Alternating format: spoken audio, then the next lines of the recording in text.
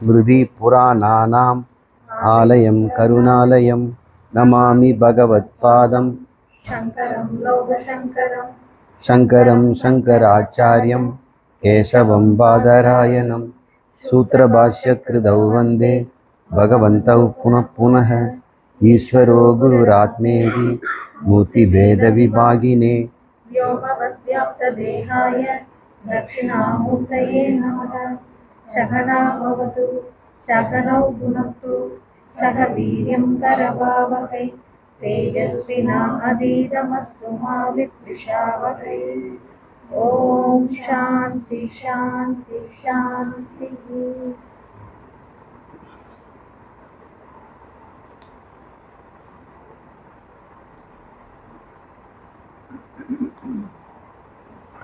இது ருக்வேத மந்திரமாக இருக்கிறதுனால இப்போ பார்க்கக்கூடிய ஆத்ம பிரபோத உபனிஷத். ஆத்மா என்றால் நான், பிரபோதம்னா விழித்து கொள்ளுதல். சுஷுப்தியிலிருந்து நனவுக்கு வர்றது பேர் பிரபோதம். ஆத்ம விழிப்பு, தன்னை பற்றி ஒரு விழிப்பு, ஆத்மாவில் விழித்து கொள்ளுதல். அகங்காரத்தில் விழிச்சிட்டு இருந்தோம், இப்போ ஆத்மாவில் விழித்து கொண்டோம். அகங்காரம் கனவு அப்படின்னு நம்ம தெரிஞ்சு போச்சு. இது ருக்கு மந்திரத்தில் வேதத்தில் ஒரு பகுதியாக இருப்பதனால இதனுடைய சாந்தி மந்திரம் வேற. அதை நம்ம இப்போ பார்த்துருவோம். அடுத்த வகுப்பில் இது பார்க்கணுன்ற அவசியம் இல்லை, வேணும்னா அதை நம்ம திருப்ப சொல்கிறதுலே நல்லது. ஓம் வாங்மே மனசி பிரதிஷ்டிதா வாங்மே மனோமே வாச்சி பிரதிஷ்டிதம் ஆவிர் ஆவிர்ம ஏதி வேதஸ்ய மா ஆனிஸ்தஹ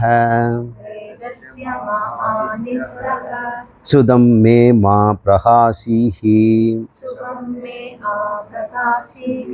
ரிதம் வதிஷ்யாமி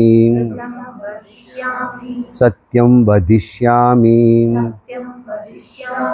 தன்மாவது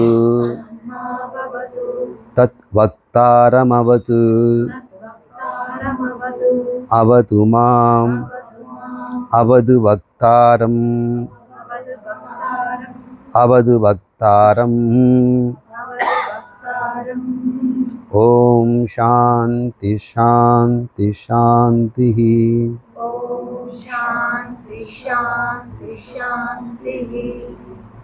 வாங்மே மனசி பிரதிஷ்டிதா. என்னுடைய பேச்சுகள் சொல்லெல்லாமே மனதில் இருப்பது போலவே இருக்கட்டும். மனம் ஒன்று நினைக்க வாய் ஒன்று பேசக்கூடாது. மனதின் கட்டுப்பாட்டில் என் பேச்சு இருக்கட்டும். தமம் அப்படின்னு பேர். வாங்மே மனசி பிரதிஷ்டிதா, அங்கேயே நிலைப்பட்டு இருக்கட்டும். அதே போல் மனோமே வாச்சி பிரதிஷ்டிதம், நான் பேசும்பொழுதும் மனம் வாக்கிலே இருக்கட்டும். ஆவிர் ஆவிர்ம ஏதி, ஒன்றை ஒன்று ஒளிப்படுத்தி கொள்ளட்டும். வேதஸ்ய ம ஆனிஸ்தக, வேதத்திலிருந்து நான் வெளியேறாமல் இருக்கட்டும். ஸ்ருதம் மே மா பிரகாசீக, நான் கேட்டதிலேயே எப்பொழுதும் பிரகாசித்து கொண்டிருக்க, சிரவணத்திலேயே இருக்க வேண்டும். ரிதும் வதிஷ்யாமி, நான் உண்மை என்று அறிந்ததை மட்டும் பேசுவேன்.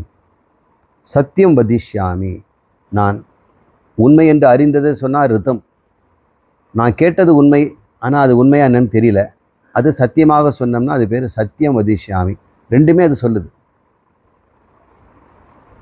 தன்னை பற்றி சொல்கிறாங்க. மேனா என்னை, தன் மாபவது, இவற்றை அது காப்பாற்றட்டும், அதுனா பரம்பொருள்.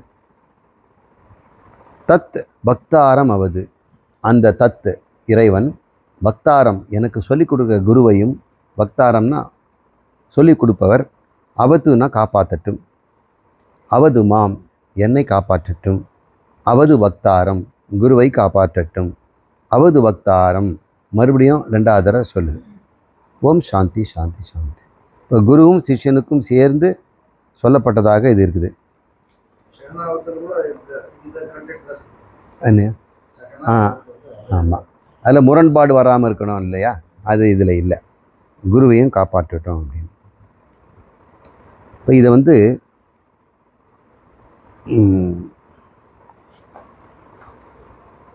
ஆத்ம வித்யாலங்கிறதுல போடுறேன். அதில் எல்லா மந்திரமும் அதில் இருக்குது. அதனால் எல்லாம் பயன்படுத்திடலாம். அது எங்கே போடணும்?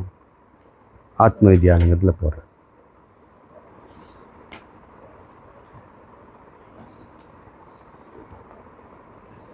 தினமும் அங்கே காலையில் பாராயணம், காலையில் ஈவினிங் பண்ணுறாங்க.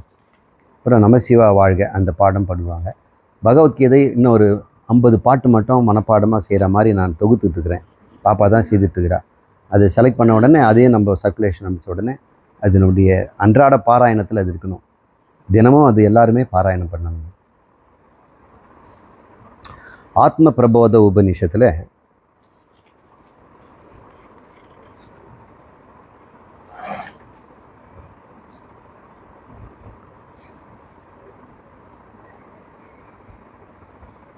ஒன்று 5லேருந்து ஆரம்பிப்போம். 5வது மந்திரம், முதல் 5 மந்திரம் உபாசனையாக இருக்குது. நம்ம எல்லா உபனிஷத்தையும் பார்க்கணுன்றதுனால உபாசனை அதிக நேரம் செலுத்த வேண்டாம், நேரடியாக ஆத்ம வித்யாவுக்கு போகலாம் அப்படின்னு பார்ப்போம். துவைதாத் வை பயம் பவதி மிருத்யோஹோ சஹ மிருத்யும் ஆப்னோதி யஹ இஹ நானா ஏவ பஷ்யதி. இது வரைக்கும் ஒரு வாக்கியம். துவைதத்வை பயம் பவதி, இருமையில்தான் பேத புத்தியினால்தான் பயம் உண்டாகிறது. யக இக நானாவ பஷ்யதி, எவனொருவன் இங்கே பன்மையை பார்க்கிறானோ அவன் மிருத்யோச மிருத்யும் ஆப்னோதி, மரணத்திலிருந்து மரணத்தையே தான் அடைகிறான் அப்படின்னு ஒரு வார்த்தை இருக்குது. பிருகதாரணத்தில் இந்த வார்த்தை இங்கே வர்றதை நம்ம பார்க்குறோம். அதையே இந்த ஆத்ம பிரபோதமும் கையாளுது. சுருதி தனக்குள்ள எந்த முரண்பாடும் இல்லை அப்படின்றத நம்ம பார்க்கலாம். துவைதாத்வை பயம் பவதின்றதை நம்ம பார்ப்போம். இருமையில் தான் பயம் உண்டாகிறது, பேத புத்தியில் தான் பயம் உண்டாகிறது, அபேத புத்தியில் பயப்படுறதுக்கு ஒன்றும் இல்லை அப்படின்னு பார்க்குறோம். இப்போ நாம் இன்னொரு புதுசாக ஒருத்தரை நம்ம சந்திக்கிறோன்னா ஒரு பேத புத்தி இருக்குது, அறிமுகப்படுத்தியிருக்கிறாரு.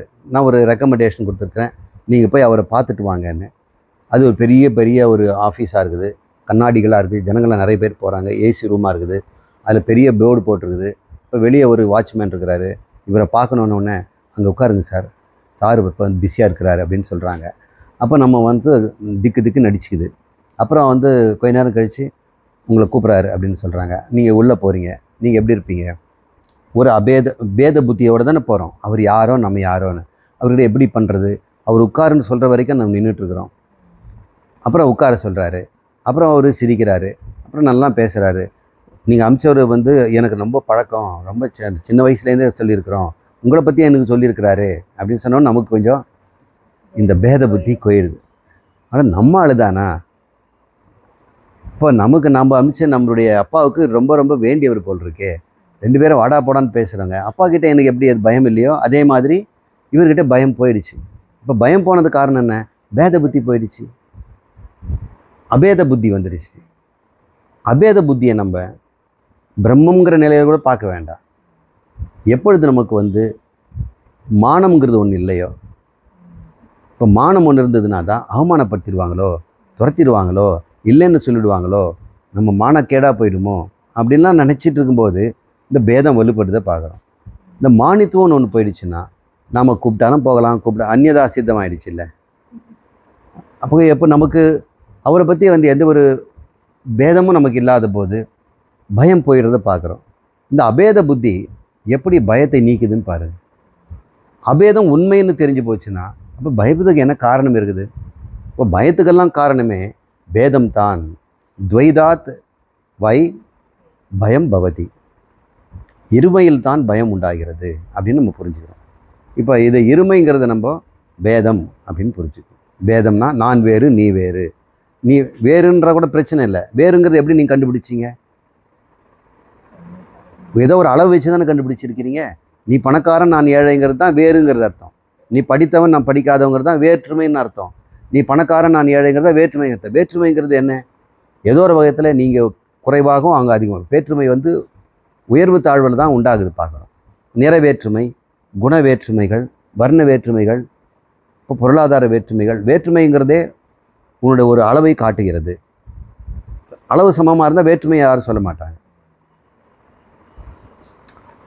துவைதாத் வைனா நிச்சயமாக, இன்டீட் அப்படின்னு பயம் பகுதி. இதுக்கு அடுத்த சென்டென்ஸ் சொல்லுது, எவன் ஒருவன் வேற்றுமையை பார்க்கிறானோ அவனுக்கு பயம் உண்டாகும் அப்படின்னு சொல்லாமல் அவன் மரணத்திலிருந்து மரணத்திற்கு செல்கிறான். அவன் பல பிறவிகளை எடுத்துக்கொண்டிருக்கிறான்.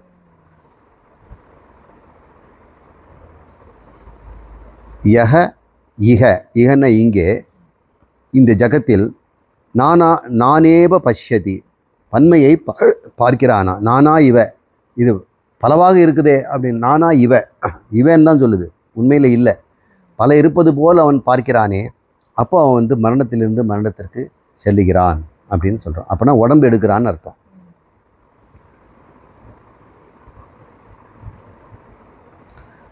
அடுத்தது பார்க்கலாம். ஹிருத் பத்ம மத்தியே சர்வம் யத் தத் பிரஜ்ஞானே பிரதிஷ்டிதம்.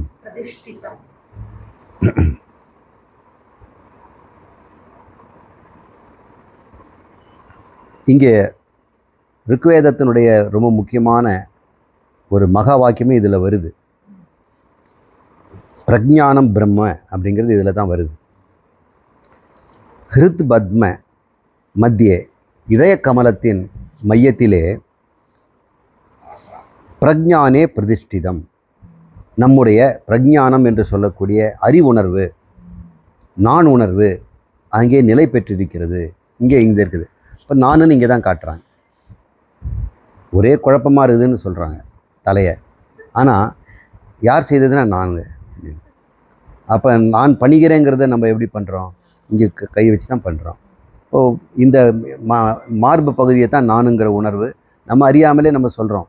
அதனால் சாஸ்திரமாக இதயத்தில் தான் அந்த உணர்வு இருக்குதுன்னு சொல்கிறேன். உணர்வு உடம்பு முழுக்க இருக்குது. இருந்தாலும் நாம் நானுங்கிறது இங்கே தான் அதிகமாக உணர்கிறோம். அந்த பிரஜ்ஞானம் அங்கே இருக்கிறது. அது எப்படிப்பட்டது? சர்வம் யத்தத், எதெல்லாம் இருக்கிறதோ அதுதான் அது. எல்லாமாக அது இருப்பதோ அதுதான் இங்கே இருக்கிறது. ஹிருதய பத்ம மத்தியே சர்வம் யத்தத், அனைத்தும் எங்கும் இருக்கிறதோ அந்த பிரஜ்ஞானம் பிரதிஷ்டிதம். பிரஜ்ஞா நேத்ரோ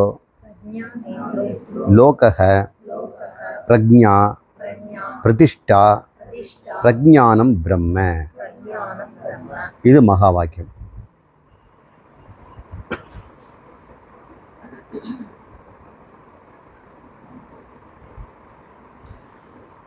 பிரஜ்ஞா நேத்ரோ லோகஹ பிரஜ்ஞா பிரதிஷ்டா பிரஜ்ஞானம் பிரம்ம அப்படின்னு சொல்லியிருக்கு. இந்த உலகத்திற்கு கண்ணே பிரஜ்ஞை தான் அப்படின்னு ஒரு வார்த்தையை சொல்லுது. பிரஜ்ஞா நேத்ரோ லோகஹ, இந்த பிரபஞ்சத்திற்கு ஒரே ஒரு கண் தான் இருக்குது. அது பிரஜ்ஞானந்தான். இந்த கண்கள்லாம் வேறு. இது கண்கள் அநேகமாக இருக்கலாம். ஆனால் எல்லா கண்ணுக்கு பின்னாடியும் இருக்கின்ற ஒரு கண் இருக்குதே, அது ஒன்று தான். இந்த பார்க்கின்றவன் திருக் ஏகம் ஏவ, அது ஒன்றே ஒன்று தான் இருக்குது. இதை நம்ம எப்படி புரிஞ்சுக்கணும்? நீங்கள் சொல்ல முடியும்? பிரஜ்ஞா நேத்திர லோகஹ, இந்த உலகத்திற்கு ஒரு கண் தான் இருக்கிறது, அது பிரஜ்ஞான்னு சொல்கிறீங்க. அங்கே ஒரு கண்ணுன்னு சொல்லவே இல்லையே, நீங்கள் ஏன் சொல்கிறீங்க? பிரஜ்ஞா நேத்ரோ லோகஹ அப்படின்னு வருதுன்னு சொல்லுது. நாம் ஒரு கண் தான் இருக்குது அப்படின்னு நம்ம சொல்கிறோம். அப்போ ஒரு பூர்வபட்சி கேட்குறான், அங்கே சொல்லியிருக்கிறது என்ன? உலகத்தை கண்ணால் நாம் பார்க்கிறோம் அப்படி தானே சொல்லியிருக்குது. லோகஹ பிரஜ்ஞா நேத்திர, கண்களின் வழியாக பிரஜ்ஞானம் உலகத்தை பார்க்கிறது அப்படின்னு சொல்கிறோம். அப்போ பிரஜ்ஞா அநேகம்னு தான் நம்ம எடுத்துக்கணும். நீங்கள் எப்படி ஏகம்னு சொல்கிறீங்க அப்படின்னு நம்ம ஒரு கேள்வி வருது இல்லையா? இப்போ நீங்களும் பார்க்குறீங்க உலகத்தை, நானும் பார்க்குறேன், இவங்கெல்லாம் பார்க்குறாங்க. இப்போ பார்ப்பவர்கள் அநேகமாக இருக்கிறதுனால அநேக பிரஜ்ஞா இருக்கலாம் இல்லை? அப்படி ஒரு கன்டென்ஷன் வருது. அப்போ சொல்லுது எல்லாமே பிரஜாவில் தான் பிரதிஷ்டையாக இருக்கிறது அப்படின்னு சொல்லுது. ஒரு பிரஜா தான், அநேகம் இல்லை, எல்லாமும் வந்துடுச்சு. அதுக்கப்புறம் சொல்லுது பிரஜானம் பிரம்மம். இப்போ நான் சொல்வேன், அநேகம் சொல்ல முடியுமா? இப்போ அந்த சென்டென்ஸை முழுமையாக நம்ம பார்த்தவர் தான் இந்த ஆர்குமெண்ட் வரும். சிலர் அவங்க வந்து ஒரு பகுதியை மட்டும் எடுத்துக்கிட்டு ஒரு விளக்கத்தை சொல்லும் பொழுது அநேகாத்மவாதத்துக்கு வருவது வாய்ப்பு இருக்கிறது. அதனால தான் முதல்லையே வந்து பழமையை பார்ப்பவனுக்கு பயம் வருது அப்படின்னு ஆரம்பிச்சிருக்கிறார். இப்போ இந்த மந்திரம் முழுக்க நம்ம என்ன சொல்ல போகிறோம்? ஏகத்துவம், அத்வைதத்தை நம்ம நிலைநாட்டுவதற்காகத்தான் இந்த மந்திரமும் இருக்குது. அத்வைதம் தான் நமக்கு மோட்சம், அதான் ஆத்ம பிரபோதம்ங்குது. மோட்சத்துக்கு அத்வைதம் தான் முடியும். விசிஷ்ட அத்வைதம் மோட்சம் கிடையாது. சொர்க்கலோகம் கேரண்டி, அது பதமுக்தி இல்லைன்னா கிரமமுக்தி. ஆனால் ஜீவன் முக்தி அத்வைதத்தில் தான் வரும். மற்றதில் முக்தி இல்லைன்னு நான் சொல்லலை, அது கிரமமுக்தியாக இருக்கலாம். சில பேர் பதமுக்தி, பதம்னா அந்த சாரூபம், சாமீபம், சாலோகம் அதெல்லாம் உண்மையோன்னு எடுத்துக்கங்க. இருந்தாலும் ஒரு பதம் கொடுக்குறாங்கல்ல, அது ஒரு முக்தி. பதமுக்தி கூட ரிட்டர்னபிள், திரும்பி வந்துடலாம். ஆனால் ஜீவன் முக்தி non returnable, point of no return, அங்கே போன பிறகு திருப்பி வருதுன்றதில்ல. அதனால தான் மிருத்யும் ஏதி, மரணத்திலிருந்து மரணத்தை அடைகிறான் அப்படின்னு அவங்க சொல்லப்படுவதிலிருந்து அத்வைதத்தை நாம் நிலைநாட்டுவதற்கு தான் இந்த உபனிஷத்தே இருக்குது. பார்க்க போனால் மற்ற உபனிஷத்தில் இந்த மாதிரி நெத்தியடி மாதிரி நேரடியாக அத்வைதத்தை கொண்டு போகிற இந்த அபவாதம்ங்கிறத இங்கே நம்ம பார்க்குறோம். எங்கேயுமே அத்தியாரவமே இல்லை. மற்ற இடத்துலலாம் என்னென்னவோ சிருஷ்டியெல்லாம் சொல்லும், இங்கே நேரடியாக பிரம்மத்துக்கே போய் அபவாதம் பண்ணுறது. அதுக்கு தான் இந்த 4 மணி கிளாஸை அபவாதத்தில் ஆரம்பித்தேன்.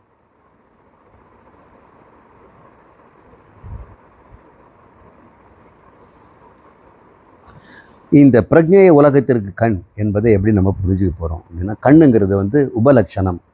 கண்ணுன்னா பார்க்கறதுன்னு நினச்சிக்கூடாது, அறிதல்னு எடுத்துக்கணும். அறிதல், இப்போ அந்த அறிதல் எப்பொழுதுமே நமக்கு புலன்கள் வழியாக தான் நடக்குது. புலன்கள் இல்லாமல் ஒரு அறிவு உண்டாகுமா? மனசுலேருந்து ஒரு அறிவு வந்தால் கூட ஏற்கனவே புலன்கள் வழியாக பார்த்த நாமரூபங்களேருந்து தான் உண்டாக முடியும். இப்போ புலன்களே இல்லாவிட்டால் நமக்கு நாமரூபங்களுக்கு வாய்ப்பே இல்லை. அப்போ மனம்னு ஒன்று கருவி இருந்து கூட அந்த கருவி ஒரு பார்க்கும் கருவியாக இருக்க முடியுமா? மனதினால தான் ஆத்மா பார்க்கின்றவனாக மாறுது, அதான் அறிபவனாக மாறுது. ஆனால் புலன்களால் தான் பலவித அறிவுக்கும் காரணமாயிடுது. புலன்களால் பலவித அறிவுக்கு காரணம். மனம் மட்டும் இருந்ததுன்னா அவன் அறிபவனாக மட்டும் இருப்பான். ஆத்மாவுக்கு எந்த பிரச்சனையும் இல்லை. மனமாக இருக்கிறதுனால என்ன பிரச்சனை இருக்குது? புலன்கள் இருக்கிற வரைக்கும் தானே அவனுக்கு உலகம் ஒன்று உண்டாகுது, பலவிதமான அறிவு, பேத புத்தி உண்டாகுது. அப்போ மாயைங்கிற ஒன்றில் மட்டும் அது இருந்து புலன்கள் எதுவும் இல்லாமல் சரீரம் இல்லாமல் இருந்தால் அந்த பிரம்மத்துக்கு என்ன கஷ்டம்?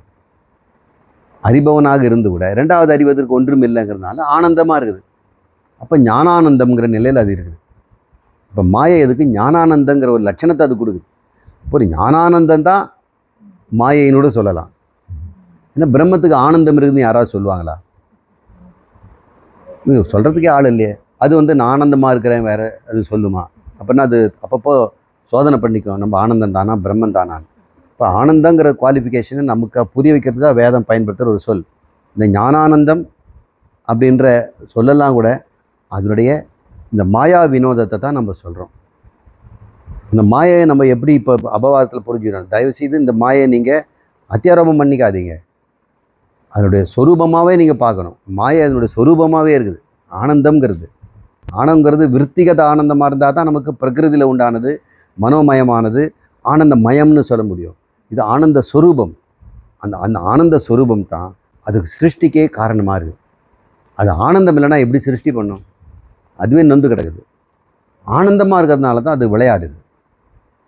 ஆனந்தத்துலேருந்து விளையாடு வருது. நம்ம விளையாட்டுலேருந்து ஆனந்தம் பெறுகிறோம். அவர் ஆனந்தத்தினால் அவர் விளையாடுகிறார். ஆனந்த கூத்து, ஆனந்த தாண்டவம் அப்படின்னு நம்ம அதை சொல்கிறோம். அதை சிருஷ்டி அப்படின்னு சொல்கிறோம். அப்போது அவர் ஒருவர் தான் திருக்கு. அது ஒன்று, அதுதான் பிரஜானம். இங்கே பிரஜாங்கிற வார்த்தை இது ரிக்வேதத்துக்கே உண்டான ஒரு சொல். மற்ற இடத்துல அதிகமாக நம்ம பார்க்க மாட்டோம் இந்த பிரஜா. இந்த பிரஜா என்பது சம்வித் என்று சொல்கிறாங்க. அறிவுணர்வு அப்படின்னு நம்ம ஆத்ம வித்யாலய நண்பர்கள் மட்டும் பேசுகிறோம். அறிவுணர்வுங்கிற வார்த்தையை வேறு எந்த ஆச்சாரியர்களும் அதிகமாக பயன்படுத்துறதில்ல. இனிமேல் அவங்க பயன்படுத்தினாலும் பயன்படுத்திக்கலாம். அறிவுன்னு சொல்லிட்டோம்னா எனக்கு ஏதோ குறைஞ்சாமல் இருக்குது, எங்களுக்கு தப்பான ஒரு அர்த்தம் வந்துடுமோ. இப்போ உணர்வு ரொம்ப முக்கியமாகவும் இருக்குது. இன்னும் அநேகமான ஜீவர்கள்கிட்ட அறிவு கிடையாது, உணர்வு இருக்குது. அதுக்கு புத்தி வளரலை, ஆனால் மனம் இருக்குது. உணர்வு மயமானவர் தான் கடவுள். ஏன்னா இறைவனை உணர்வுலாம் நான் உணரலைன்னு வச்சுங்களேன், அறிவுனால் அறிந்து பிரயோஜனம் இல்லாமல் போயிடும். எல்லாம் வரட்டு நாலேஜாக போச்சு. அந்த உணர்ந்து அழணும், ஆனந்தப்படணும், அது அந்த உணர்வு வரணுங்கிறதுனால நம்ம அறிவுணர்வு அப்படின்னு சொல்லி, உணர்வு மாத்திரம்னு நம்ம சொல்லக்கூடாது. அதை நம்ம பிரக்ஞா என்று சொல்கிறோம். அந்த பிரக்ஞா தான் அனைத்து லோகத்தையும் ஈக்ஷத சிருஷ்டின்னு வரும்பொழுது நம்ம சொன்னோம் இல்லையா, ஈக்ஷதாதி பிரவேசாந்தம் அப்படின்னு நம்ம சொன்னோம். அது வரைக்கும் ஈஸ்வர சிருஷ்டி. அவர் பார்க்கிறார். அங்கே தான் உலகங்களெல்லாம் பிரதிஷ்டை ஆகியிருக்கிறது. அந்த பார்க்கின்றதைன்றது சைதன்யம்னு எடுத்துக்கணும், பிரக்ஞா இடத்துல. அதில் கூட கற்பனாரூபமான கற்பிதமாகி இருக்கக்கூடிய இந்த உலகம் அங்கே நிலை பெற்றிருக்கிறது. பிரதிஷ்டிதா அப்படிங்கிறது என்ன பண்ணணும், எப்படி உங்களுடைய சைதன்யத்தில் உங்களுடைய எண்ணங்களெல்லாம் பிரதிஷ்டையாக இருக்கிறது அங்கே தான் இருக்குது. அந்த பிரதிஷ்டிதானா அது லொக்கேஷன், இருப்பிடம், அதுதான் பிரம்மம். அந்த பிரஜானம் தான் பிரம்மம் என்று அது சொல்லுது.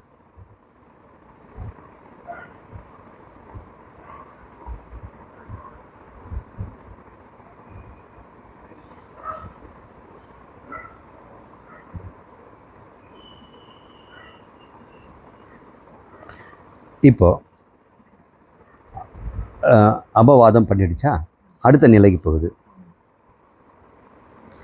லோகாத் உத்க்ரம்ய அமுஷ்மின் ஸ்வர்கே லோகே சர்வான் காமான் ஆப்த்வா அம்ருதஹ சமபவத் அம்ருதஹ சமபவத். 2 முறை அது சொல்லுது. இந்த உண்மையை ஒருவன் அறிந்து கொள்வதனால் லோகாத்து உத்கிரமிய மேலெழுந்து செல்லுதல். உத்கிரமணம்ன்ட்டு தைத்திரிய உபநிஷத்தில் நிறைய ஒரு பாட்டு முழுக்க அது சொல்லியிருக்கோம். மனோமய உத்கிரமணாத் அப்படின்னு அதுலேருந்து எழுந்து அவன் சரீர அன்னமயத்துலேருந்து அங்கே போய் அப்படின்னு உத்கிரமணன் அப்படி அந்த வாக்கியம் நினைவுபடுத்தி பாருங்கள். லோகாத் உத்கிரமணிய இந்த லோகங்கிறது இப்போ உடம்பிலிருந்து அவன் வெளிப்பட்டு உத்கிரமிய அமுஷ்மின் ஸ்வர்கே. இகம்னா ஒன்று சொல்லலாம், அமுஷ்மின்னாக்கா சொர்க்கலோகம், வேறு உலகம்னு அர்த்தம். ஸ்வர்க்கம் என்கின்ற அமுஷ்மின்னா இன்னொரு உலகம், அது பேர் ஸ்வர்க்கம். அமுஷ்மின் ஸ்வர்கே சர்வான் காமான் ஆப்த்வா, எல்லா ஆனந்த ஆசைகளையும் நிறைவேற்றி பெற்று கொண்டவனாக அவன் அம்ருதக சமபவத், அவன் அழியா நிலையை அடைகிறான் அப்படின்னு சொல்லுது. இங்கே பார்த்தோம்னா சத்தியலோகத்தை பிரம்மலோகத்தில் இருப்பதாக ஒரு சரீரத்தோடு இருப்பது போல் அவன் நம்ம நினைக்கிறோம் இல்லையா. லோகாத் உத்கிரமிய அப்படின்னு எடுத்துக்கணும். இப்போ லோகாத்துங்கிறது நம்ம என்ன, இந்த பூமியிலேருந்து போயிட்டான்னு எடுத்துக்கூடாது. உபநிஷத்தை நம்ம டீச் பண்ணும்பொழுது இந்த லோகங்கிற வார்த்தையை எப்படி பயன்படுத்தணும்னா, அனுபவஸ்தலம் தான் லோகம், த ஸ்பியர் ஆஃப் எக்ஸ்பீரியன்ஸ் அப்படின்னு நம்ம தயானந்த் சரஸ்வதி சொல்வார். லோகானா ஸ்பியர் ஆஃப் எக்ஸ்பீரியன்ஸ், அனுபவ உலகம். அவங்க ஒரு உலகத்தில் இருக்கான், இவங்க உலகத்தில் இருக்கிறான். நன உலகம், கன உலகம், உறக்க உலகம் அப்படின்னு உலகம்ங்கிறத அனுபவம்னு எடுத்துக்குவோம். இப்போ அனுபவம் தருகின்ற உலகம் எது நமக்கு? சூக்ஷ்ம ஸ்தூல சரீரம் தானே. அதனால் சரீரத்திலேருந்து வெளிப்பட்டு லோகாத்து உத்கிரமிய அப்படின்னா அவன் சொர்க்கலோகத்துக்கு போகிறான்னு நினச்சக்கூடாது. இந்த இடத்துல இந்த வார்த்தைகளை அமிஷ்மின் ஸ்வர்கேங்கிறதெல்லாம் நான் பிரம்ம லோகத்தையும் விட்டுட்டு பிரம்மமாக ஆவதை தான் நம்ம எடுத்துக்கணும். ஒருவேளை நம்முடைய மாணவர்கள் கொஞ்சம் மந்த புத்தி இருக்கிறவங்கன்னா அவங்களுக்கு இதை ஒரு உபாசனை ரூபமாக எடுத்துக்கொண்டு நீ சொர்க்கலோகத்துக்கு போய் அதாவது சத்தியலோகத்திலையும் இருக்கலாம் அப்படின்ற அர்த்தத்தையும் நமக்கு கொடுக்குது. உத்கிரமிய அமிஷ்மின் ஸ்வர்கே லோகே சர்வான் காமான் ஆப்த்வா, அவன் எல்லா காமங்களும் அடைந்தவனாகவும் இருக்கலாம். இப்போ சொல்லுங்கள், ஜீவன் முக்தன் இந்த தேகத்தை விட்டு வெளியே போகும் பொழுது வெளியே போகிறான்னு எப்படி சொல்ல முடியும்? இது வரைக்கும் உத்கிரமணம்னு சொல்லிட்டு இருந்தோம். அந்த கடைசியில் ஞானத்துக்கு அப்புறம் அவன் உத்கிரமணங்கிறதே கிடையாது. அவன் பிராணன் வெளிந்து வெளியே செல்வதில் என்பது கிடையாது. அந்த நிமிஷமே அது வந்து தனித்தனியாக பிரிந்து சென்று விடுகிறது. பிரம்மமாக இருக்கிறான். அப்போ பிரம்மமாக இருக்கும் பொழுது அவனுடைய அனுபவம் என்ன? பிரம்ம அனுபவம் தானே. அது பேர் பிரம்மலோகம். இப்போ பிரம்மலோகங்கிறத ஆச்சாரியர் எப்படி புரிஞ்சுக்கிறார், உபநிஷம் எப்படி சொல்ல வருது, இது மாதிரி வேறு மாதிரி நம்ம அர்த்தம் கொடுக்கலாம். பிரம்மலோகம்னு ஒரு லோகம் இருக்குது, அங்கே சத்தியலோகம்னு பேர். அங்கே ஜீவத்துவம் வைத்துக்கொண்டு அவங்கள வந்து ஆனந்தமாக இருப்பதும் பார்க்குறோம். அவங்களுக்கும் பிரம்மத்துக்கும் பெரிய வித்தியாசம் இல்லை. அனுபவத்துடன் கூடிய சரீர அனுபவத்துடன் கூடியதை நம்ம பிரம்மலோகங்கிறோம். சரீரமே இல்லாமல் பிரம்மமாக இருக்கின்ற ஒரு நிலை அனுபவம்னு சொல்ல முடியாது இல்லையா? அது சொரூபம் தானே சொல்ல முடியும், அது அபரோட்சம்னு தானே சொல்ல முடியும். அப்படிப்பட்ட ஒரு நிலையை தான் நம்ம விதேக முக்திங்கிறோம். இப்போ விவேக முக்திக்கும் இந்த ஜீவன் முக்திக்கும் பெரிய வித்தியாசம் இல்லை. இப்போ பிரம்மலோகத்தில் இருக்கிற ஜீவன் முக்தனுக்கும் விதேக முக்தனுக்கும் பெரிய வித்தியாசம் ஒன்றும் இல்லை. ரெண்டு பேருமே அவன் வேத புத்தியை இழந்தவர்கள், இரண்டற்ற நிலை இருக்கிறாங்க. அவன் பிரம்மமாக இருக்கிறான், இவன் பிரம்மாவாக இருக்கிறான். இந்த ஆண்கள் அதுதான் பிரம்ம பதவி அப்படின்னு சொல்கிறாங்க. அது பதமுக்தின்னு. அந்த பதவி கூட இந்த கல்பம் முடிகிற வரைக்கும் இருக்கும். அதுக்கப்புறம் அவன் பிரம்மமாகவே ஆகிவிடுகிறான். அவ்வாறு நீங்கள் புரிஞ்சுக்குங்க. சமபவத் அமிர்தக, சமபவத் அமிர்த, அமிர்தம்னா அழியா நிலையை அடைகிறான். யத்ர ஜோதி அஜஸ்ரம் யஸ்மின் லோகே அபி அப்யர்கிதம் அப்யர்கிதம் தஸ்மின் மாம் தேஹி ஸ்வாம் அம்ருதே லோகே அக்ஷதே அச்சுதே.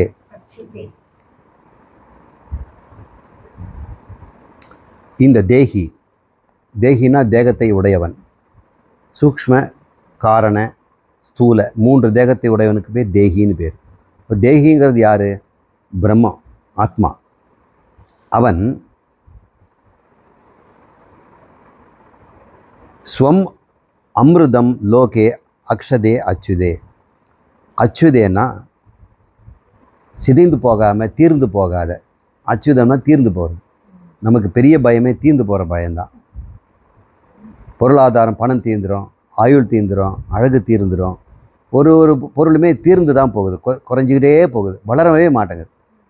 வளர்கிற மாதிரி ஒரு பொருளை நம்ம எதுவுமே பார்க்குறது, ஆனந்தம் வளர்வதில்லை. அது கொஞ்சம், அது பேர் அச்சுதம், தீர்ந்து போகாத ஆனந்தம், அது பேர் அச்சுதம். அக்ஷதேன்னா அழியாதது. தீர்ந்து போகிறது வேறு, அழியாதது வேறு. அழியாமல் இருக்கலாம், ஆனால் தீர்ந்து போய்கிட்டே இருக்கலாம்.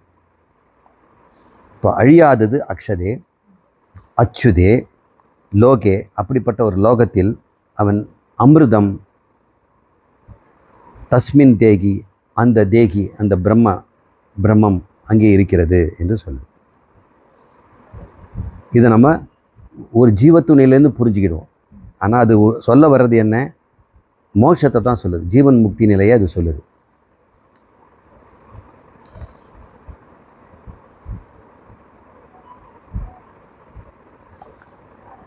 ஓம் நமக, இதோட அது முடியுது. அடுத்த மந்திரத்துக்கு போவோம். 1.8 பிரகலித நிஜமாயோ அகம் நிஸ்துல திருசி ரூப வஸ்தும் மாத்ரோ அகம்.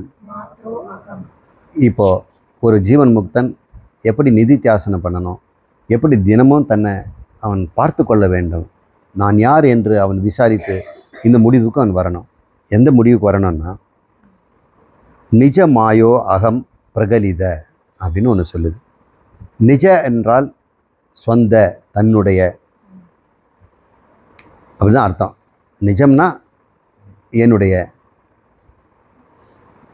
மாயோ இந்த மாயை, என்னுடைய மாயை. மாயைங்கிறது என்ன? இப்போது சத்துவம் அப்படின்னு சொல்கிறோம். சத்துவங்கிறது என்ன? நாமரூபங்கள், சர்வஜத்துவம், அறிவு ரூபமானது. எப்படிப்பட்ட பலவிதமான அறிவு ரூபமானது, அதை தான் நம்ம சத்துவங்கிறோம். அதையும் தாண்டிட்டோம்னா தான் நம்ம சொரூபமாக இருக்கக்கூடிய ஞானத்துக்கு போவோம், பிரஜானத்துக்கு போவோம். பிரஜானம் இப்பொழுது குணத்தோடு வந்துருச்சுன்னா, சத்துவ குணத்தை வந்துருச்சுன்னா அப்போ என்ன ஆகுதோ? அறிவு நிறைந்ததாக இருக்குது, சர்வஜன்றதை நம்ம புரிஞ்சுக்கிறோம். அடுத்த நிலைக்கு வந்தால் சர்வ சக்தி உடையதாகிடும். ரஜஸில் வரும்பொழுது பிரகலித நிஜ மாயோ, இந்த கற்பிதம் என்று சொல்லக்கூடிய இந்த மாயை, இந்த சர்வஜத்துவம் என்பது என்னிடம் இல்லை, அது எனக்கு தேவையில்லை, மாயையிலேருந்து விடுபட்டு விட்டேன், நான் சிருஷ்டி கூட பண்ண வேண்டியதில்லை அப்படின்னு ஒருத்தர் நினைக்கணும். பிரகலிதம்னா விடுபடுதல், ஷை ஆஃப், எனக்கு அது வேண்டியதில்லை அப்படின்னு நம்ம விடுறது, உபரதி. நிஸ்துல திருசி ரூப வஸ்து மாத்திரம் அகம்.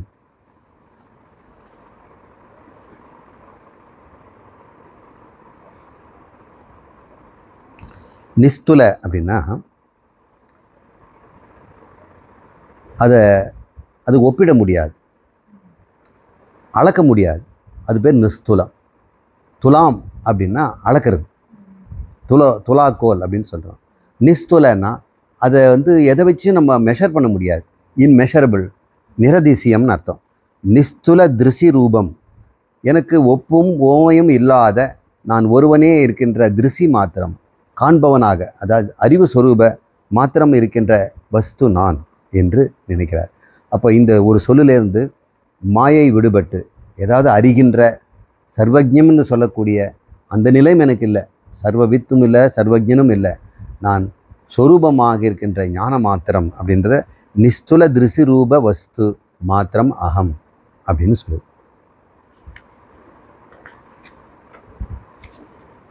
இந்த மெடிடேஷன் எப்படி பண்ணுவீங்க?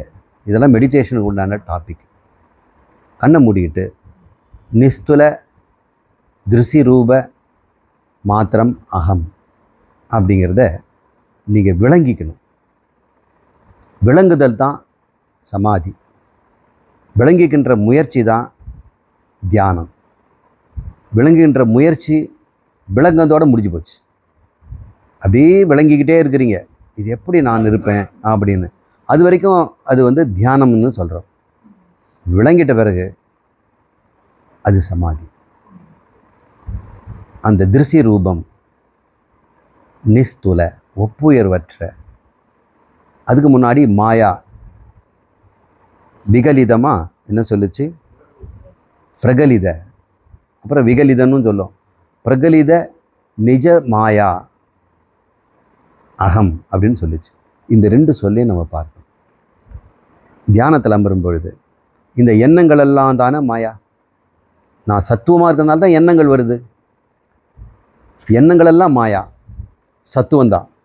அது எப்படிப்பட்டதாக இருந்தாலும் செயல் ரூபமாக வரும்பொழுது மட்டும்தான் ரஜஸ் ஆகும். அது ஸ்தூல சரீரத்தோடு சேரும்போது தான் பிரகிருதி ரூபமாயிடும், தமஸ் ஆகிடும். அப்போ பிரகிருதி ரூபமான இந்த உடம்பையும் விட்டு, செயல் பேச்சு என்று சொல்லக்கூடிய நடமாட்டங்களெல்லாம் விட்டு, கண்ணை மூடி ஆமை மாதிரி இழுத்துக்கும் போது அந்த ரஜோகுணமும் நமக்கு அடங்கிடுச்சு. இப்போ கடைசியில் மனத்தில் எண்ணங்கள் மட்டும் ஓடிக்கிட்டு இருக்குது. அது சத்துவமாக இருந்துக்குது. இந்த சத்துவமானது எனக்கு இது மாயா, இது எனக்கு தேவையில்லையே, இதை நம்பி நான் ஏதாவது என்ன நம்பி இருக்குது, நான் எதுக்கு இதை நம்பிட்டு இருக்கணும் அப்படின்னு அந்த நிஜ மாயான்னு சொல்லக்கூடியதும் பிரகலிதம், அதை நான் விட்டு விட்டுறேன், உதாசீனப்படுத்துகிறேன். ஐ எம் ஷை ஆஃப், அதை நான் விட்டுடுறேன்னு வைங்க. அப்போ மீதி என்ன இருக்குது? நான் அந்த சுத்த சைதன்யம்ங்கிறத திருசி ரூப மாத்திரம் அப்படின்னு சொல்லி, ஒப்புயர்வற்ற திருசி ரூப மாத்திரம். இதை விளங்குற வரைக்கும் இதை தியானம் பண்ணணும். விளங்கும் பொழுது சமாதி தான். இப்போ சமாதி வர வரைக்கும் நம்ம அந்த விடாமல் அந்த நினைவிலே இருக்கணும். ஜபம் கிடையாது.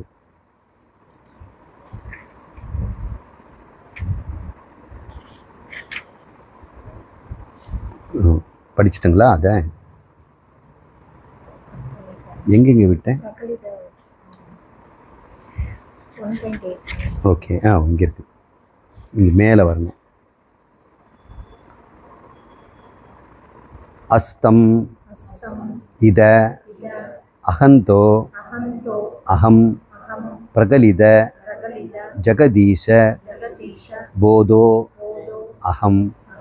இந்த ஒரு மந்திரம் இது என்ன சொல்லுது?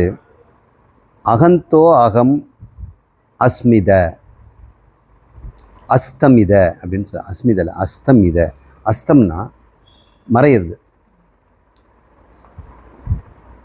தோற்றம்ன்றது அஸ்தம் மறைஞ்சு போயிடுது. அஸ்தம் இதம் அகந்தோ அகம். அகம் அகம் என்று சொல்லக்கூடிய நான், அகந்தை என்னிடமிருந்து மறைந்தே போய்விட்டது. அப்படியே சூரியன் மறைஞ்ச மாதிரி இந்த அகந்தையே மறைஞ்சு போயிடுச்சு. நான் என்கின்ற உணர்வு இருக்குது. அந்த தியானத்தில் இருக்கும் வரைக்கும் அகந்தை இருந்துக்கிட்டே இருக்கும். ஏன்னா தியானிப்பவன் அகந்தை தான். அப்போ எப்போ அவன் விளங்கிட்டானோ, விளங்கும் பொழுது அவன் அதுவாக மாறிடுறான். விளங்குகின்ற பொருளாகவே, விளக்கப்படும் பொருளாகவே அவன் விளங்குகிறான். விளக்காவே விளங்குதுன்னா என்ன அர்த்தம்? வெளிச்சமாக இருக்குதுன்னு அர்த்தம்.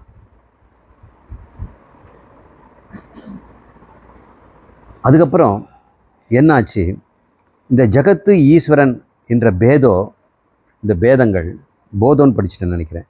பேதோ பிரகலித ஜெகதீச பேதோ அகம். இப்போ என்னிடத்துல இந்த தியானத்தில் இருந்து நான், உலகம், ஈஸ்வரன், ஜகத்து என்ற பேதங்களெல்லாம் கூட பிரகலிதம், நான் விட்டுட்டேன் அப்படின்னு யோசனை பண்ணுது. இதையும் நம்ம யோசனை பண்ணி பார்க்கணும். அகந்தை இருக்கிற வரைக்கும் தானே இறைவன் உலகங்கிறதுலாம் வருது. நம்ம உள்ளது 40லையும் பார்த்தோம். அகந்தை இருந்தால்தானே அவங்கெல்லாம் இருக்கிறாங்க. அகந்தை போன பிறகு அவனும் காணும், இவனையும் காணும். 2 பேரும் சேர்ந்து எழுந்துக்கிறாங்கலாம் படித்தோம். பிரகலித ஜெகதீச பேதோ அகம். இந்த தியானத்தில், சமாதியில் என்னிடம் இந்த உலகம் என்பதும் இதை சிருஷ்ட இறைவன் என்பதும் அவங்களும் போயிட்டாங்க. எல்லா குணங்களும் மறைந்து விட்டது. அவபோத ஏகரச அகம் மோக்ஷாம் அனந்தைக சிந்துர் ஏவ அகம். இன்னொரு அழகான ஒரு விளக்கத்தை சொல்லுது. நான் எப்படிப்பட்ட இப்போ இருக்கிறேன்னா, அவபோத ஏகரசம் அகம். அவபோதம், அவபோதங்கிறது என்னென்னா பிரம்மஸ்வரூபம், ஞானஸ்வரூபம், விசேஷமான எண்ணங்களெல்லாம் இல்லாமல் அப்படியே நிர்வாதம் தீபவத். இந்த தீபம் காற்றில்லாத இடத்துல எப்படி ஜொலித்து அப்படியே அசையாமல் இருப்பது போல நான் பிரஜான மாத்திரமாக இருக்கிறேன். இன்னொன்று இல்லாமல் அந்த ஒரு சமாதியை நீங்கள் அனுபவத்தில் கொண்டு வாங்க. அதுக்காக சமாதிக்கு போகணும்ல, இப்போவே அந்த கற்பனையிலே அந்த சமாதியை நீங்கள் பார்க்கலாம். அந்த கற்பனைக்கும் சமாதிக்கும் ஒன்றும் வித்தியாசம் இல்லை. நீங்கள் தீபத்தை நீங்கள் எப்படி நீங்கள் பார்க்குறீங்களோ அதை நான் இருக்கிறேங்கிறத பார்க்கும்பொழுது எந்த சலனங்களும், புத்தியிலும் சலனம் இல்லை, மனசுலேயும் சலனம் இல்லை, எமோஷனல் டிஸ்டர்பன்ஸ் இல்லை, இன்டலெக்சுவல் டிஸ்டர்பன்ஸும் இல்லை. இதை சிந்திக்கணும் அதுக்குன்னு சங்கல்பங்கள் எதுவும் இல்லை. மனசுலேயும் பயமோ ஏக்கமோ இந்த ஈசனம்னு சொல்லக்கூடிய புத்திரேஷனம், வித்தேஷனம், லோகேஷனம் எதுவுமே இல்லை. இந்த 3 ஏஷனைகள், திருவித ஈசனங்களும் நீங்கிடுச்சு அப்படின்னு நீங்கள் முதல்ல தியானத்தில் அமரும்பொழுதே நீங்கள் செக் பண்ணணும். டிக் மார்க் போட்டுகிட்டே வரணும். என் சரீரம் தியானத்துக்கு ரெடியா அப்படின்னு கேட்கணும். உடம்பு எஸ் மாஸ்டர் அப்படின்னு சொல்லணும். அப்படி இல்லைன்னா கொஞ்சம் நிமிர்ந்து உட்காந்துக்கணும். இப்போது ஓகேவா அப்படின்னு, எஸ் மாஸ்டர். இன்னும் செட் ஆகலையா, காலை கொஞ்சம் விரிச்சுக்குங்க, நல்லா முதுகு தலைகாணி போட்டுங்க. பாடி வந்து உங்களுக்கு தியானத்துக்கு இடையூறு தராமல் இருந்ததுன்னா எஸ் மாஸ்டர் சொல்லிடணும். அதுக்கு பிராணன். சுவாசம் சீராக இருக்கிறியா, தடுமாறுறியா, ஒரு 2 பிராணாயாமம் பண்ணிக்கலாமா, கும்பகம் பண்ணால் ரெடியா, எஸ் மாஸ்டர் 2 தடவை பண்ணு. பிராணனையும் ஓகே பண்ணிடணும். 3வது மனம். மனமே, ஏதாவது உனக்கு பயம், கோபம், நிறைவேறாத ஆசைகள், அது பொறாமை, அவசரம், இது நடக்குமா நடக்காதா, இது மாதிரி ஏதாவது உனக்கு சலனம் இருக்குதான்னா, நோ மாஸ்டர், ஐ ஆம் அட் யுவர் டிஸ்போசல் அப்படின்னு அது சொல்லிச்சு. செக் பண்ணணும். இல்லைனா நீங்கள் தியானத்துக்கு போயிடுவீங்க, மனம் ஒரு பக்கம் இழுத்துக்கிட்டே இருக்கும். இந்த செக்கிங் பண்ணிக்கிட்டே வரணும். அதுக்கப்புறம் புத்தி வரணும். உனக்கு ஏதாவது இப்போ சங்கல்பம் பண்ணி பிளான் பண்ணி இது பண்ணணும், திட்டங்கிட்டங்க ஏதாவது இருக்குதா, தியானத்துக்கு போகலாமா அப்படின்னு. Okay master, I am totally for your self அப்படின்னு சொல்லிட்ட பிறகு இப்போ நான் வந்து டாஸ்க்கு கொடுக்குறேன். அப்போ சொல்லு, நான் யார்? இப்போ அவபோத ஏகரசம். ஏகரசம்னா ஹோமோஜீனியஸ். எங்கே பார்த்தாலும் ஒரே மாதிரி இருந்ததுன்னா அது பேர் ஏகரசம். கரும்பு சாறு எடுத்து அதில் மேலே கீழே எங்கே பார்த்தாலும் அந்த இனிப்பு அப்படியே தான் இருக்குது, அது ஏகரசங்கிறோம். அது சில சமயத்தில் ஒரு பெரிய டம்ளரில் ஃபலூடா அப்படின்னு தராங்க. அது மேலே கொஞ்சம் சாப்பிட்டா ஃப்ரூட் வரும், அதுக்கப்புறம் கொஞ்சம் ஐஸ்கிரீம் வரும், அதுக்கப்புறம் பாயாசம் வரும், அப்புறம் மில்க் வரும். அது ஏகரசம் கிடையாது, எல்லாம் இனிப்பு தான். அதில் எத்தையும் வித்தியாசம் இருக்குதுல்ல. இந்த ஏகரசங்கிறது எப்படி இருக்கும்? எங்கு தொட்டாலும் ஒரே ரசம் இருந்துக்கும். அப்போது என்னங்க, கரும்பு சாறு மாதிரி, கரும்பு சாறு மாதிரி அதுவும் சொல்லுது. அது சொல்லுது, ஈக்ஷு ரச சம்வியாப்த சர்க்கரா வர்த்ததே ததா. அது சொல்லு. ஈக்ஷுனா கரும்பு, ஈக்ஷு ரச, ஈக்ஷு கரும்பு சாறு மாதிரி, சம்வியாப்த எங்கும் எல்லா இடத்துலும் ஒரே மாதிரி, சர்க்கரா வர்த்ததே சர்க்கரை, அந்த இனிப்பு, இனிப்புனாலும் சர்க்கரைன்னு அர்த்தம். நம்ம சர்க்கரை இனிப்பாக இருக்குதுன்னு சொல்கிறோம், இனிப்புக்கு சர்க்கரைன்னு பேர். வர்த்ததே ததா, அது போல, ததான்னா அது போல அது இருக்கிறதே. எது? அந்த இனிக்கு தான். அந்த என் தனிமை, இந்த ஏகாந்தம், நான் மட்டுமே இருக்கிறேன், என்னிடம் எந்த சரீரமோ பிராணமோ எல்லா கோஷங்களுமே எனக்கு அனுமதி கொடுத்து விடை பெற்று கொண்டு சென்று விட்டது. நான் மாத்திரம் தனியே இருப்பதற்கெண்ணினேன் சாமி நீ அறியாததோ அப்படின்னு தாய்மானவர் பாடுறார். நான் தனியே இருக்க விரும்பினேன், இந்த சரீரமோ எண்ணங்களோ சங்கல்பங்களோ எதுவும் எனக்கு வேண்டாம். சர்வ பரிபூரண அகண்ட சச்சிதானந்தமாய அப்படின்னு அவர் பாட்டு வரும்.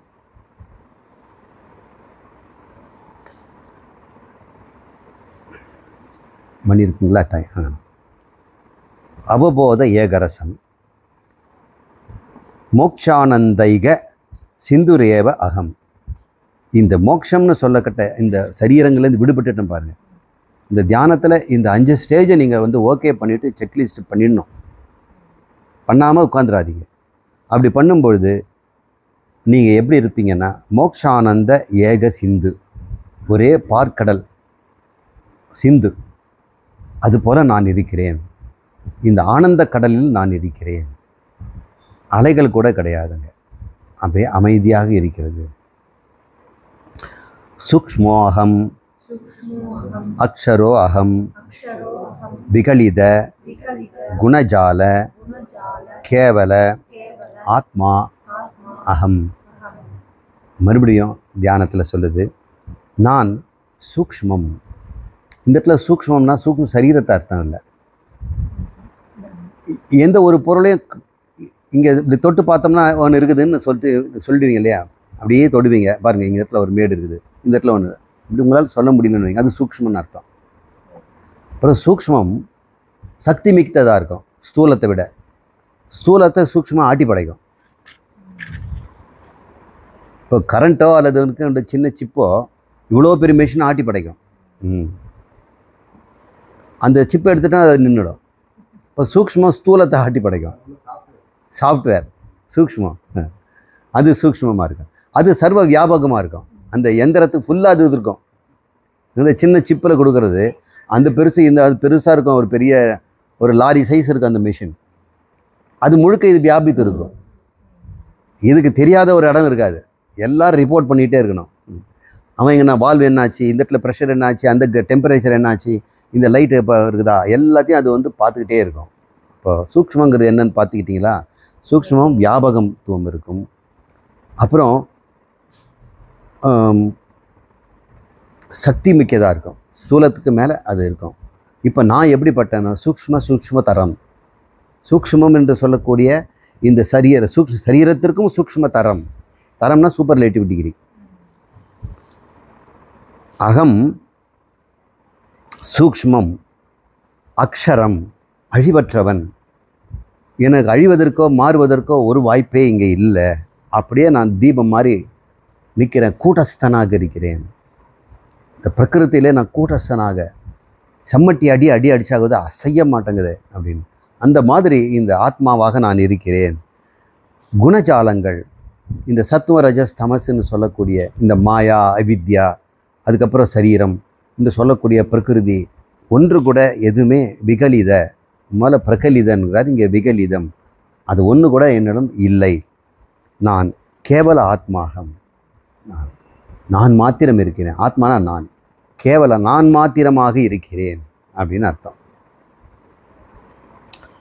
शुद्धोऽहं शुद्धोऽहम् अद्वयो अहं अद्वयो अहम् सन्ततभावो अहं सन्ततभावो अहम्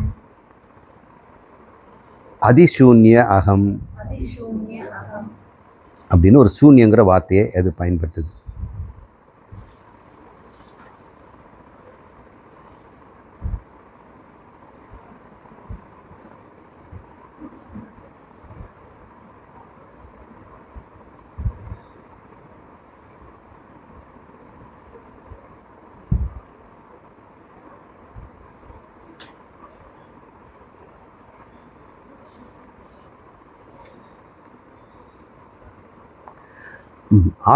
அதிசூன்யம்னு படிச்சோம் இல்லையா, ஆதிசூன்யம் அகம் அப்படின்னு படிக்கணும்.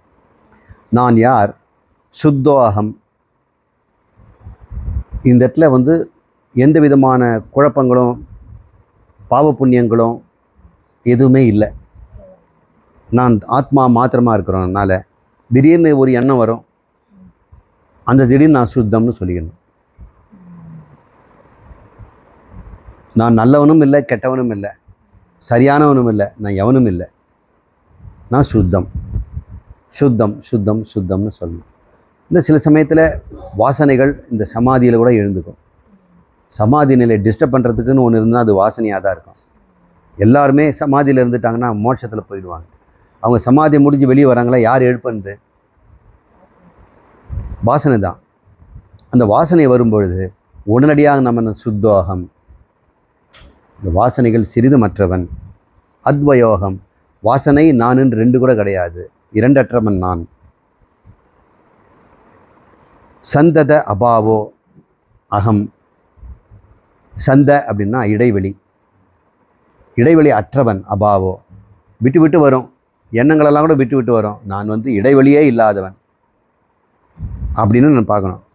இடைவெளி சமாதியோட இடைவெளி வந்துடுச்சுன்னா வாசனையில் அதை அழிச்சிட்டு நான் சந்தத அபாவம், சந்த அபாவம் அகம். ஆதிசூன்யம் அகம். அதிசூன்யம் இல்லை, ஆதிசூன்யம் அகம். ஆதினா துவக்கம், எனக்கு துவக்கமே இல்லை. சூன்யம்னா இல்லை, எனக்கு துவக்கமே இல்லை. இப்படின்னு நம்ம எண்ணி பார்த்துக்கிட்டே இருக்கணும்.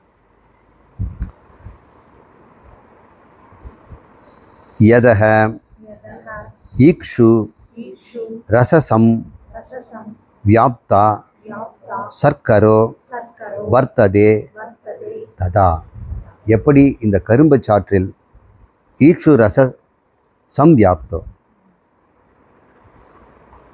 எப்படி இந்த ஈக்ஷுன்ற கரும்பில் சம்வியாப்தோ சர்க்கரோ, இந்த இனிப்புங்கிற சர்க்கரை சம்வியாப்தம் ரசமாக எங்கும் பரவி இருக்குதோ, வர்த்ததே பரவி இருக்கிறதோ, ததா அதுபோல நான் ஆனந்தமாக ஏகமாக எங்குமே ஒரே மாதிரி இருக்கிறேன் அப்படின்னு பார்க்குறேன். இப்போ ஒருவேளை சரீர ஞாபகமோ மனோ ஞாபகமோ பிராண ஞாபகமோ எழுந்ததுன்னா அதுவும் இனிப்பாக தான் இருக்குதுன்னு சொல்லலாம். என் சரீரம் இனிக்கிறது, என் பிராணன் இனிக்கிறது, இதில் கசக்கிறதுக்கு ஒன்றும் இல்லை. நான் தானே நிரம்பி இருக்கிறேன், இந்த சரீரம் முழுக்க, பிராணன் முழுக்க, மனம் முழுக்க. அதனால் எந்த எண்ணங்கள் வந்தாலும் அதே இந்த ஆத்மஸ்வரூபத்திலிருந்து இந்த சர்க்கரை ரசமாக ஏக ரசமாக அதையும் பாவிக்கலாம். இப்போ திடீர்னுட்டு இந்த சமாதியிலேருந்து தியானம் வரும். தியானத்தில் தான் எண்ணங்கள் இருக்கும், சமாதியில் இருக்காது. ஆனால் சமாதி எவ்வளோ நேரம் நீடிக்கும்? அடுத்த தியானம் வர வரைக்கும். இப்போ தியானம் சமாதி, தியானம் சமாதின்னு தான் வரும். யாருமே சமாதியில் போய் நின்றுட மாட்டாங்க. அந்த நிர்விகல்பத்தில் போயிட்டோம்னா சில சமயத்தில் ஆக்சிடெண்டலாக, சில சமயம் இந்த அதுக்கு ஒரு நாடி சொல்லியிருக்கிறார் இல்லையா, அந்த ஒரு நாடி, அந்த நாடிக்குள்ளே போய் சிக்கிடுவாங்க. இந்த அகந்தை அங்கே சிக்கிடும். ஏன்னா அவங்க ஞானத்தில் அவங்க சமாதிக்கு வரல. இந்த ஹட்ட யோகத்தினாலேயும் இந்த மூச்சு பயிற்சினாலேயும் அகந்தைங்கிற விருத்தியை கொண்டு போய் அந்த நாடிக்குள்ளே நிறுத்திடுவாங்க. இப்போ அகந்தை அங்கிக்குள்ளே நின்றுடும். அகந்தை ஒரு சரீரம் முழுக்க மனம் முழுக்க பரவணும். பரவாமல் ஒரு இடத்துல சிக்கிடுச்சுன்னு சொன்னால் அது ஒரு டேஞ்சரஸ் ஜோன். அவங்க கட்டையாக போயிடுவாங்க, அவங்கள எழுப்பவே முடியாது. ஒருவேளை அந்த பிராரப்தம் ஏதாவது வலிமையான பிராரப்தம் வாசனை இருந்து தான் அவங்கள தூண்டி விடணும். அது வரைக்கும் புத்து கட்டிடும், அவங்க மேலெல்லாம் எறும்பெல்லாம் ஏறிடும், அவங்கள தூக்கிட்டு ஜடம் மாதிரி தூக்கிட்டு போவாங்க. அவங்க அன்னாகாரம் இல்லாமல் பல வருஷம் அப்படியே உட்காந்துருக்கிறார் சார்னா சொல்கிறாங்க. அதெல்லாம் ரொம்ப ரேராக தான் நடக்கும். அது வந்து கடுமையான ஒரு ஆக்சிடென்ட்டுன்னு தான் வச்சுக்கலாம். அந்த போய் ஒரு ட்ராப்பில் போய் மாட்டிக்கிறாங்க. ஏங்க வால்மீகி மாதிரி ராம ராம ராமன்னு சொல்லி அப்படியே அவன் போயிட்டான். அப்புறம் வருண பகவான் வந்து மழை பெஞ்சு அவனை வால்மீகியை கரைச்சி விட்ட பிறகு தான் அவனுக்கு வெளியே வரான். அத்வய பிரம்ம ரூபேன வியாப்தோ அகம் வை ஜகத்ரயம். இந்த 3 உலகங்களும் ஜகத்ரயம் அதில் வியாப்தமாக நான் நீக்கமர நிறைஞ்சிருக்கிறேன். எல்லா இடத்துலையும் நான் இருக்கிறேன். எப்படி? அத்வய பிரம்ம ரூபேன, இரண்டற்ற பிரம்மஸ்வரூபமாக என்னுடைய கற்பனை ஆகிய இந்த ஜகத் 3லும் நான் இருக்கிறேன். ஒவ்வொரு கற்பனையிலையும் சைதன்யம் இருக்கும் இல்லை? சைதன்யம் சத்தா ஸ்பூர்த்தியாக இருக்கிறதுனால தானே அதுக்கு இருக்குது. அப்போது எல்லா கல்பிதமான இந்த 3 ஜகத்திலும் சைதன்யம் நிரம்பி இருக்குது அப்படின்னு ஒருத்தன் நினச்சி பார்க்குறான். இந்த நினைக்கிறது கூட இந்த தியானம் ஒரு ஆனந்தத்தை கொடுக்கும். நினச்சி பார்க்கும் பொழுது நான் அல்லவா இந்த தேவாதி தேவர்களுக்கும் கும்பாபிஷேகம் பண்ணி சாமியை உள்ளே உட்காந்து பிரதிஷ்டை பண்ணியிருக்கிறாங்களே, அவர் பிராணன் பிரதிஷ்டை பண்ணுறாங்க, அவருக்கு பிராணன் வேறு இருக்குது. அந்த பிராணர் பிரதிஷ்டை பண்ணி வச்சுருக்கிறாங்க, அவங்களுக்குள்ள நான் தான் இருக்கிறேன். இந்த இந்திரன்னு சொல்கிறாங்களே, இந்த பிரம்மாங்கிறாங்களே, பிரகஸ்பதின்னு சொல்கிறாங்களே, யமதேவன்னு சொல்லி மிரள்றாங்களே, அவங்கெல்லாம் நான் எனக்குள்ளே தானே இருக்கிறாங்க. அவங்க அத்தனைக்கும் சத்தாஸ் புரிசி நானிலே தரேன்போது ஒரு கிளர்ச்சியும் ஒரு ஆனந்தமும் வரும் பாருங்கள். ஒரு அந்த பயமற்ற நிலை வரும். எது குறித்து நமக்கு பயம் இருக்குது அது விளங்கிடுச்சுன்னா தான் அந்த பயம் போகும். எல்லாம் சொன்னதை நினச்சி பார்க்குறதுனால வராது. அந்த விளக்கம் ஏற்படணும். அந்த விளங்குவது தான் சமாதி. நிர்விகல்ப சமாதிங்கிறது விளக்கு. அங்கே ஏற்றி வச்சு விளக்கு அணையிறதே இல்லை. மற்ற விளக்கெல்லாம் அப்பப்போ டிம்மாகும், எண்ணெய் ஊற்றணும், மனனம் பண்ணணும், சிரவணம் பண்ணணும். நிதித்தியாசனம் போய் அது வந்து ஊர்ஜிதம் ஆகிட்டு போயிடுச்சுன்னு சொன்னால் அது சுயம் ஜோதியாக பிரகாசிக்கும். அதுக்கு எண்ணெய் ஊற்றியோ தூண்டி விட வேண்டிய அவசியம் இல்லை. அதில் இடைவெளியும் கிடையாது.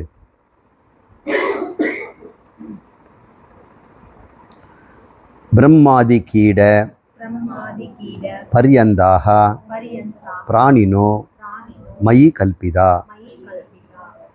அவன் நினச்சி பார்க்குறான், இந்த பிரம்மா முதல் ஹிரண்ய கர்ப்பன்னு சொல்லக்கூடிய இந்த நாடி பிராணன் வலைப்பின்னலாக இந்த ஒட்டுமொத்த ஜகத்தும் அந்தர்யாமி என்று சொல்லக்கூடிய சூத்ராத்மா என்று பெயர் எடுக்கக்கூடிய இரண்யகர்ப்பன் என்று சொல்லக்கூடிய ஒட்டுமொத்த ஜகத்திற்கும் ஆதாரமாகி இருக்கின்ற அந்த பிரம்மா முதல்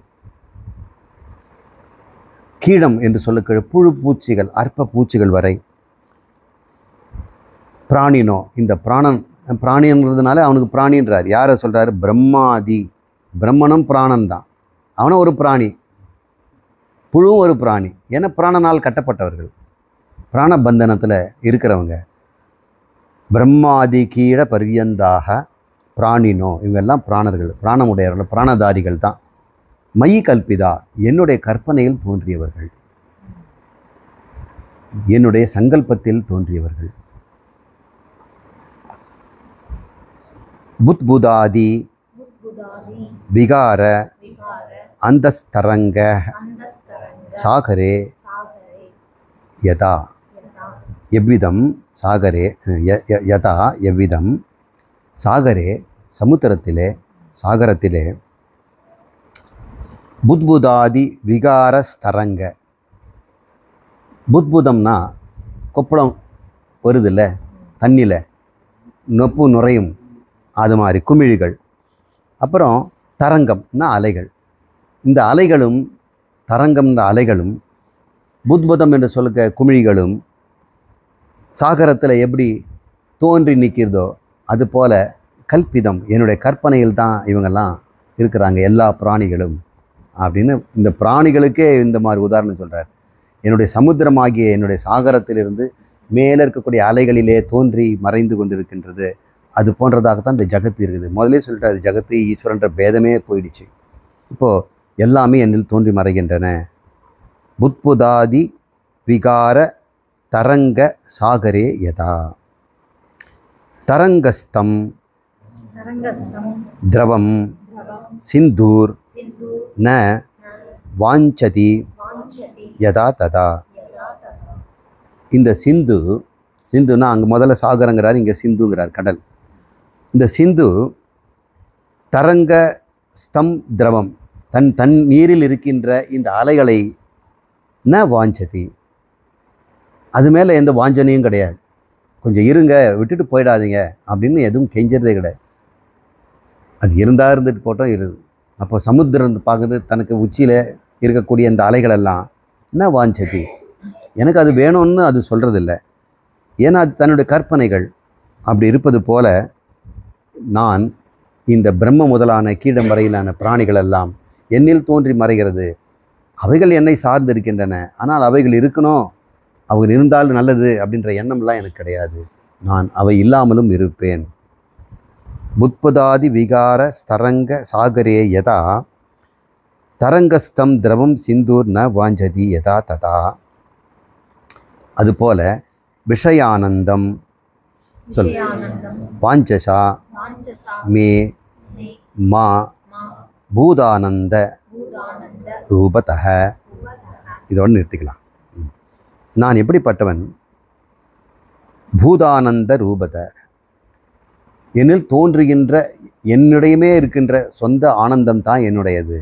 நான் ஆனந்த ஸ்வரூபம். விஷய ஆனந்தம் வாஞ்சசா மே மா, மானா வேண்டாம், மேனா எனக்கு இந்த விஷயானந்தம்னு சொல்லக்கூடிய விருத்திகத ஆனந்தம், இதை அறிந்து கொண்டோம், இதை தெரிந்து கொண்டோம், இதை அனுபவித்து விட்டோம், இதை அடைந்து விட்டோம், இதை செய்து முடித்து விட்டோம் அப்படின்னு ஒரு புது விருத்தி வந்தால் ஒரு ஆனந்தம் வரும். இது செய்துட்டேன் அப்படின்னு ஒரு ஆனந்தம், இதை பார்த்துட்டேன் ஒரு ஆனந்தம், இதை அனுபவிச்சிட்டேன் ஒரு ஆனந்தம், இதை கேட்டுக்கிட்டேன் ஒரு ஆனந்தம். இதெல்லாம் விஷய ஆனந்தங்கள். உணவு மூலம் கிடைச்சா விஷய ஆனந்தம், உடை மூலம் கிடைச்சா விஷய ஆனந்தம், உறவுகள் மூலம் கிடைச்சா. இந்த விஷய ஆனந்தங்கள் எல்லாம் நான் வேண்டுவது இல்லை. எனக்கு என்ன வேண்டும்? நான் பூதானந்த ரூபதக. பூதங்கிறது எப்போதுமே தோன்றுவதுக்கு பேர் பூதம். என்னிடம் என்று ஆனந்தம் தோன்றிக்கொண்டே இருக்கிறதுனால பூதானந்தம். அப்படிப்பட்ட ரூபத்தை நான் இருக்கிறேன் என்று ஒரு பூதானந்தங்கிற வார்த்தையை போடுது. இப்போ பூதானந்தம் ஏன் சொல்கிறேன்னா, இது ஒன்று தான். இது மனிதன் தியானம் பண்ணும்போதுங்கிற சொற்கள்னு நம்ம சொல்கிறதுக்கு வார்த்தை. இது பிரம்மத்தை பற்றி நம்ம சொல்லலை இது வரைக்கும். இந்த ஆத்ம பிரதிபோதம்ங்கிறதுனால தன்னை பற்றியதுக்காக இது அத்தனை நிதித்தியாசன வசனங்கள் அப்படின்னு நீங்கள் புரிஞ்சுங்க. இவனேல நிதித்தியாசன வச்சனம் எங்கே இருக்குதுன்னு கேட்டோம்னா ஆத்ம பிரபோத உபனிஷத்தில் இருக்கிறது அப்படின்னு சொல்லணும். இது எதனாலன்னா பூதானந்த ரூபதக அப்படின்ற சொல்லினால தான் நான் இதை நான் டிரைவ் பண்ணுறேன். ஏன்னா தலைப்பும் ஆத்ம பிரபோதம்னு சொல்கிறதுனால ஆத்ம விழிப்பு வந்தவனுடைய தன் விமர்சனமாக தன்னை பற்றி அவன் எப்படி சொல்லிக்கொள்கிறான், தன்னில் எப்படி சிந்தித்து கொண்டிருக்கிறான்றதை நம்ம பார்த்துருக்குறோம். மீதியை அடுத்த வாரம் பார்க்கலாம்.